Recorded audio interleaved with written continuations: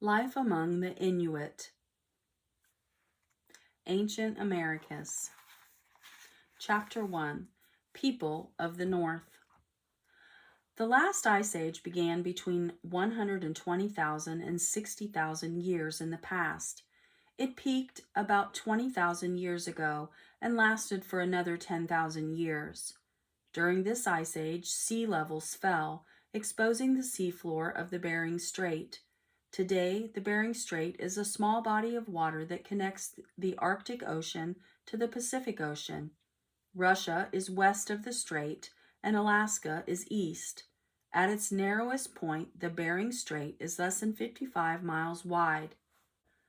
Archaeologists and anthropologists think many nomadic people crossed the land bridge from Siberia, now a part of Russia, to Alaska. The Siberians likely followed herds of animals east into Alaska. They moved east as they sought better hunting. They survived by hunting animals for food and clothing along the way. Some of these migrants moved south into areas that are modern-day Canada and the continental United States. Other peoples stayed north. Researchers believe the Siberians crossed in several waves. The first arrivals spread out, while some later migrants stayed in Alaska. Some Siberians even made homes on the land bridge, but when the ice started melting and the sea rose, they also migrated. The travelers who stayed in northern Alaska became ancestors of Yupik and Aleut people that still live there. The Inuit descendants of a different group that began spreading out from Alaska about AD 1000 reached across Canada all the way to Greenland. Anthropologists call this group the Thule culture after a town in Greenland. They hunted, fished, and adapted to the frigid environment. The Siberians had brought their dogs with them across the land bridge. The dogs played a key role in helping them to adapt. Dogs carried packs and pulled sleds on land and ice. They helped with hunting and barked warnings when strangers and dangerous animals came near. Today's Huskies and Malamutes continue to be working dogs as well as pets. In fact, the Arctic territory of Nunavut has adopted the Canadian Inuit dog as its official symbol.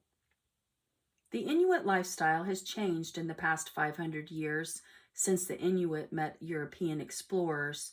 These explorers traveled to Canada and the Hudson Bay in northeastern Canada.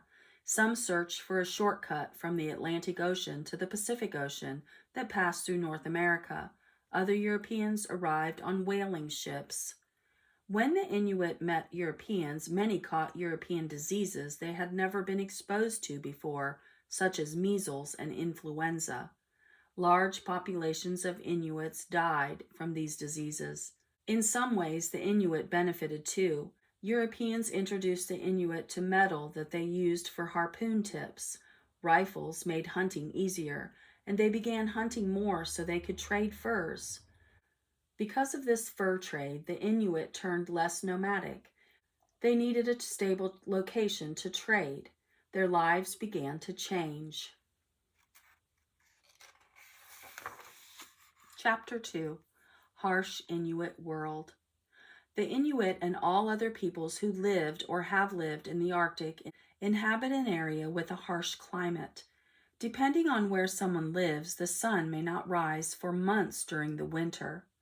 At the North Pole, the sun never rises from October to March. Further south, within the Arctic Circle, where the Inuit live, darkness lasts a shorter period of time. On many consecutive days, though, the sun never rises. It is thus very cold. The coldest temperature ever recorded in the United States was recorded in Alaska in 1971. It was negative 80 degrees Fahrenheit. During the summer months, the sun is in the sky all day in the Arctic. It is still chilly, though. During the summer, the average temperatures at the North Pole is 40 degrees Fahrenheit. Though the sun shines all day, the sun remains low on the horizon. Few plants and trees grow in the Arctic. Strong winds dominate the landscape. The Inuit adapted to harsh winters and cool summers. They modified their lives around the supplies they could find or hunt.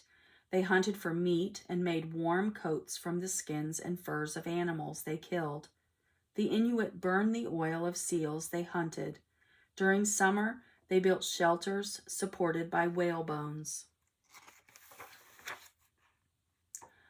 The Inuit adapted to the cold by building igloos made of ice to keep warm through the winter months. They traveled the land by dog sled. To make it easier to walk on snow and ice, Inuits strapped snowshoes to their boots. Snowshoes are platforms made of wood and leather strips that help spread the wearer's weight on a larger area and can balance on top of the snow rather than sinking into it. Walking on snow was not the only problem. With snow covering everything, it could be difficult to see, causing a condition called snow blindness. So, the Inuits invented snow goggles. They carved the goggles out of antler bone or wood with a narrow slit for looking out. They tied their goggles on with a thin strap of caribou sinew. Inuit groups. There were similarities and differences among the Inuits living in its three major regions in northern Alaska, northern Canada, and Greenland. In common, the Inuits coped with a harsh landscape. They hunted, they fished. They also have a common language, Inuktitut. Though they speak different dialects in northern Alaska, northern Canada, Greenland, and Russia, the Inuits still understand one another. Some Inuit remained by the coast and hunted mainly sea mammals such as seals, walruses, and whales. Other Inuit groups, especially those of the central Inuit who lived in northern Canada, moved frequently to follow herds of caribou. The caribou lived in the tundra during the summer when they ate the vegetation. There was no vegetation in the winter, so the herds moved south to forest. The central Inuit followed the caribou while coastal Inuit remained closer to the shore year-round. Life among Inuits. Men did the hunting and fishing in traditional Inuit families, while women cooked, sewed, and cared for children. Women were not barred from hunting, though, and some did. Men learned to sew and cook too. The contributions of both sexes were valued by the community. Inuit families of a mother, father, and children helped each other. The men often hunted together when they targeted large mammals such as whales and walruses. The women stayed with the children. Women cooked and made clothing for their families. Women's skills at sewing were very important, as the family spent many days outside. These women taught their daughters to cook and sew. Boys stayed home until they were ready to join their fathers and hunt. Inuit dwellings. Men also built houses. Some Inuits were nomadic, following the herds of animals they hunted. During the long winter, they quickly put together houses out of ice and snow. An igloo could be built in just a few hours. They cut blocks of ice from the ground surface and built walls and a dome from the blocks. They filled in cracks with snow and more ice. The families insulated the walls with skins and burned whale or sea oil for heat and light. Igloos kept families surprisingly warm. When summer arrived, the camps broke up into smaller hunting groups, often no larger than a single family. During the summer hunts, the families lived in tents made of sealskin or caribou hide. Inuit clothing. To keep warm, Inuits traditionally wore layers of clothing with fur-lined boots, mittens, and hoods. Animal skins had to be cleaned and softened before they could be sewn, and even then, sewing was hard work. Women used ivory or bone needles with animal sinew for thread. Men and women wore anoraks, which are like long parkas with one or two pairs of pants underneath. One anorak was worn fur side in, with the second over it, fur side out. For babies, mothers would sew a carrying pouch into their anorak and made jumpsuits out of fur for little ones to wear. Food gathering and preparation. Inuit women spent much time cooking and preparing food. they fed their families and animals their husbands hunted. Depending on the season and their location, they hunted for animals such as fish, seals, walrus, and caribou. Inuits also ate birds and their eggs. The Inuit often dried fish they caught during the summer to eat in winter. Both men and women fished. They hung strips of fish such as Arctic char and lit a fire beneath the fish until the fire dried and preserved the fish. During the summer, families gathered berries. Hunters often started eating meat raw as soon as they killed it. Then they brought the carcass home, and the women cooked the rest of the meat for everyone to share. A favorite delicacy was called kivik. The Inuit stuffed seabirds into a sealskin and let the birds ferment in the pouch for months. In winter, the Inuit would eat caribou, moose, crab, whale, seal, various fish, walrus, ducks, geese, and sometimes seaweed. In summer, they added roots and berries, but even so, their traditional diet was high in protein and fat. Scientists wondered why they did not get sick from lack of fruits and vegetables. Then, they discovered that the Inuit got the missing vitamins and nutrients from eating all the parts of the animals, even organs that most people would discard. Adequate vitamin C could be obtained from items in their traditional diet of raw meat, such as ringed seal liver and whale skin. Inuit religion and worship. The Inuit held the animals they hunted in high regard. The people believed that every living creature had a soul. If they respected the animal and their souls, then the Inuit would continue to successfully hunt for years to come. The Inuit also believed in a spiritual world. Most collections of Inuit families had a shaman who communicated with this spiritual world. For example, the shaman communicated with Sedna, the goddess of the sea. The Inuit passed several myths of Sedna's origin from generation to generation. In one origin myth, Sedna follows a bird home. Sedna is unhappy with the bird's housing and food supplies, so Sedna asks her father to come for her. In their escape, Sedna's father kills the bird, but other birds try to punish Sedna. To escape, the father pushes Sedna into the ocean where her fingers turn into seals and other animals.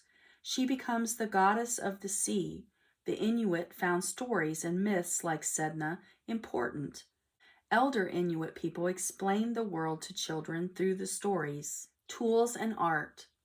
The Inuit, who never wasted anything, made their tools, weapons, and utensils from natural materials, such as ivory, stone, and animal skins and bones. For example, a bow drill was made with rib bones from caribou or whales and sealskin rope. The Inuit used the same natural materials to create artwork, an important part of their culture since the beginning. The first Siberian migrants left behind a few ivory carvings that have been discovered by archaeologists. As the culture developed, the Inuit carved small sculptures out of ivory bone and soft stone to depict animals and people. Storytellers used these along with masks and amulets to act out myths and history. People all over the world now enjoy and collect Inuit art. Hunting prowess of Inuits. The Inuit survived in the harsh Arctic because they utilized the animals there so well. There was no way to farm, so they caught fish, birds, and small and large mammals on land, ice, and sea. Every part of the animal was turned into something useful. The hunters banded together to hunt large mammals such as whale and walruses. They also hunted polar bears. The hunters remained on land to search for smaller but no less dangerous mammals such as wolves. In addition to hunting and fishing with hooks, spears, and harpoons, the Inuit used bows and arrows to hunt caribou. They chased polar bear on dog sleds and attacked with spears. They hunted with the best tools for their target. Inuit fishermen caught fish using different methods depending on the season. In winter, they cut holes in the ice and caught fish using a fish lure and spear. During the summer, fishermen built stone traps in rivers. When the fish swam into the traps, the Inuit fishermen used spears to capture and kill the fish. These spears were called kakavaks. The Inuit ate many types of fish, including Arctic char, cod, and trout. Seal hunting. The Inuit hunted all kinds of seal, but especially the plentiful ringed seal, their main food source in winter months. Harp seals and bearded seals also were hunted. Depending on the season, they used different hunting methods. In winter, hunters and their dogs found holes in the ice. Seals scratched and poked holes in the ice so they could surface to breathe. The hunters waited near the holes for their prey to come up. Polar bears used the same hunting technique, so perhaps the Inuit learned it from them. Once a seal surfaced for air, the Inuit hunter attacked his target with a spear. Hunting in kayaks. The Inuit also hunted seals during the summer on the open sea. They rowed in long, narrow kayaks made from driftwood and covered with seal skins. The Inuit had an easy time navigating water in these boats because of their design. Kayaks rarely tip over, and even if they do, the kayaker can roll the boat over to float again. The Inuit used kayaks for transportation as well, but they were important vehicles for seal hunting. On the open water, the hunters kept a spear or harpoon made of driftwood with a bone or stone tip in the boat. He attacked the seal when the animal surfaced. Each hunter had a custom-made kayak for his own size and weight. Whale hunting. In areas where whales were abundant, whale hunting provided a plentiful food supply.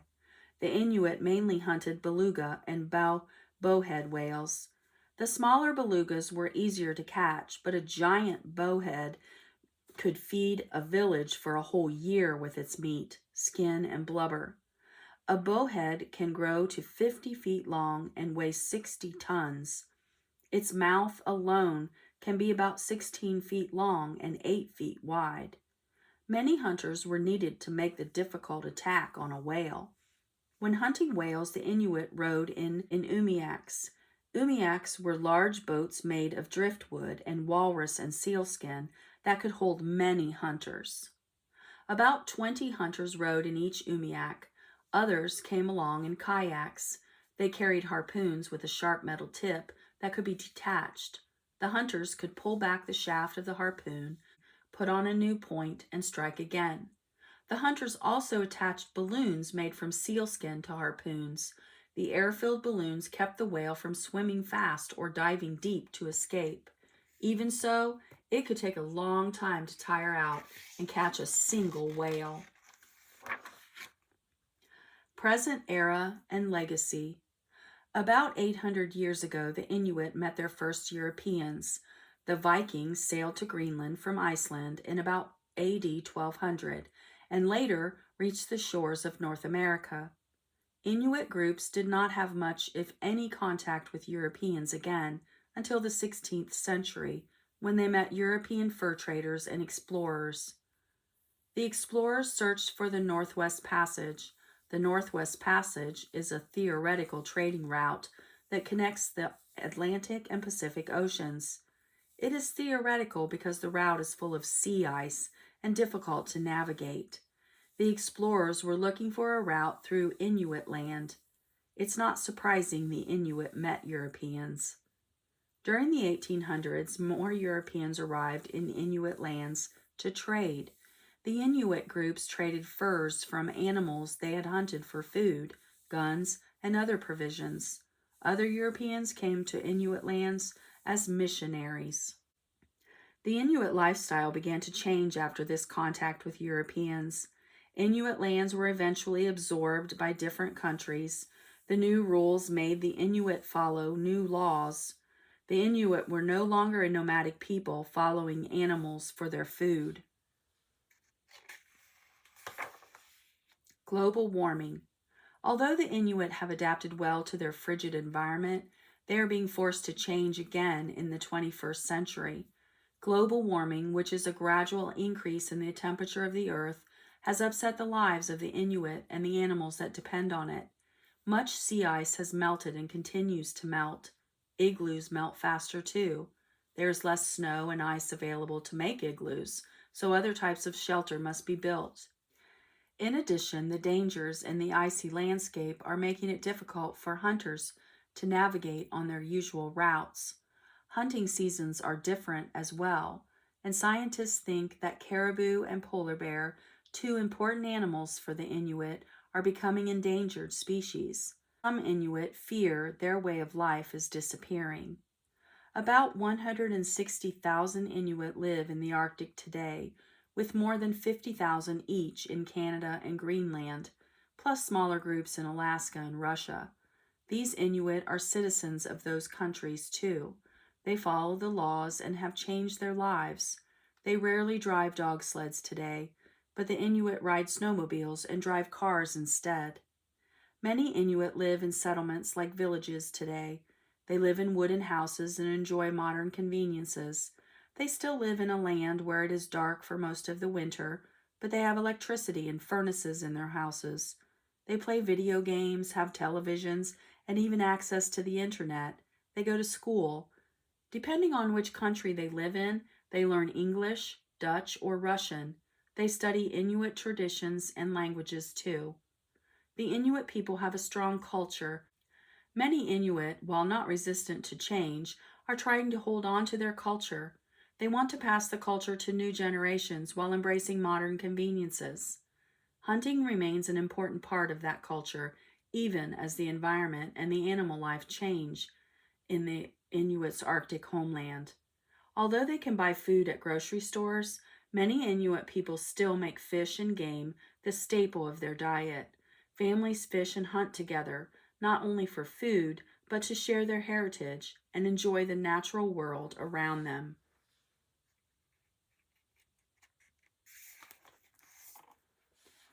Ancient Americas. Life among the Inuit.